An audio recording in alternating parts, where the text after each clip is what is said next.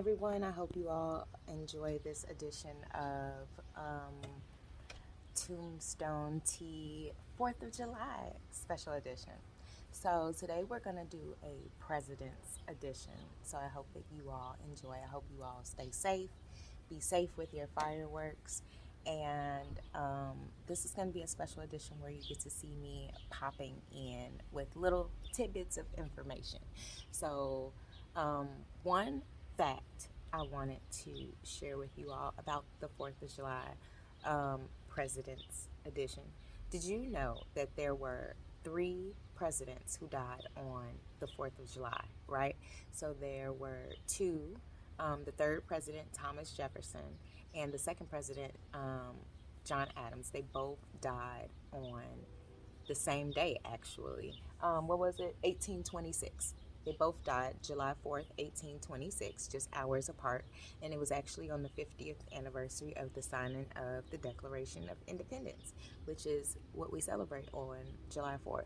Although, some of us still were considered 3/5 of a person until January 1st, 1865. But we're not going to get into that. And then what else is my little history fact here? The fifth president, James Monroe, he passed away on July 4th, 5 years later in 1831. And then we have one president who was born on the 4th of July, which was the 30th president, Calvin Coolidge. And he was actually born July 4th, 1872.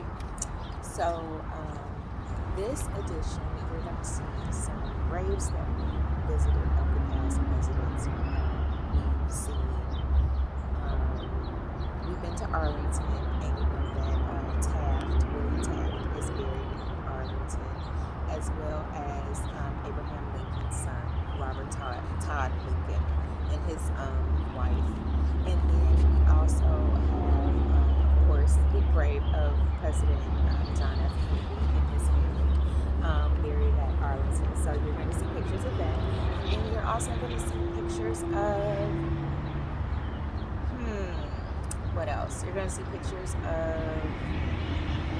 what else did I see? I'm trying to think. Of course, we've been to Springfield many times. I live in Chicago, of course. It's a little rainy outside today. And then you're also going to see pictures of, what other president? I feel like I've seen one more president. Anyway, check out the pictures. I hope you all enjoy. And then we're going to, and of course, we're getting into the final resting place of President Gerald Ford. Enjoy.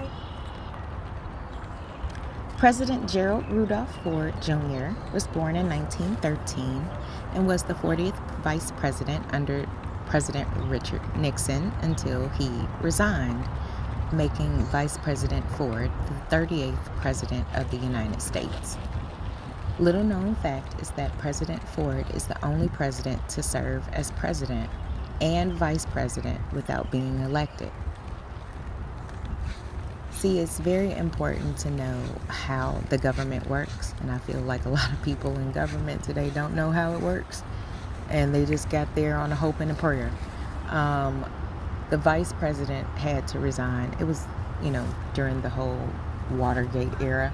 The vice president had to resign, making him, of course, the vice president. And also, the president had to resign, making him the president. Ford attended University of Michigan and also Yale Law School. He is a U.S. Navy veteran and also served as a U.S. representative for the 5th District. During his tenure, he served as a House Minority Leader and became the first appointed to Vice President under the 25th Amendment due to the resignation of the VP and the President post-Watergate. He was defeated by Jimmy Carter in 1976.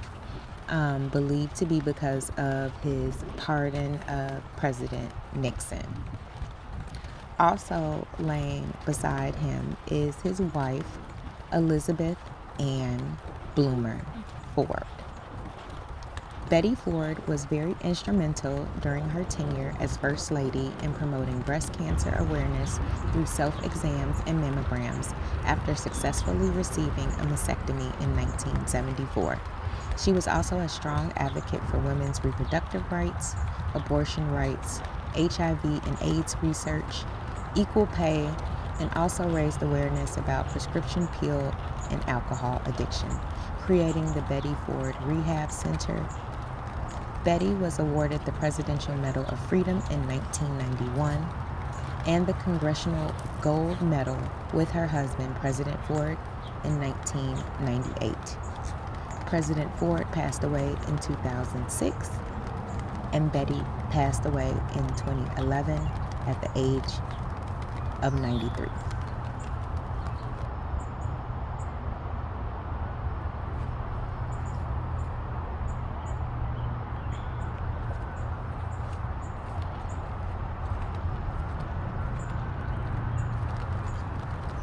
Now, this was a very, very, very beautiful monument, and it's located right outside of the Ford Presidential Museum, which is located in downtown Grand Rapids, Michigan. I would definitely suggest that you all check out the museum. I'm pretty sure it has some awesome memorabilia. Unfortunately, I spent the day in Battle Creek and then jetted up to Grand Rapids before going back home to Chicago. So it was only a day trip and I only had a little bit of time. And I also wanted to make sure that I got to the grave of Bobby DeBarge, who is also located in Greenwood Cemetery in Grand Rapids along with his mother. But this is the final resting place of Gerald and Betty Ford. And it was right around Father's Day that I did go visit. So what you see is the wreath that their family actually left up there for them, well, for President Ford, telling him a wonderful happy Father's Day. So I hope you all enjoy the rest of this video, enjoy some sounds from the scenery. It was really, really beautiful. I hope you all enjoyed the view of, I guess it's a river kind of right in front. It was so gorgeous. There were people out there. You could have a picnic out there. It was very, very beautiful. So I hope that you all enjoyed this video and see you next time on Tombstone Tea.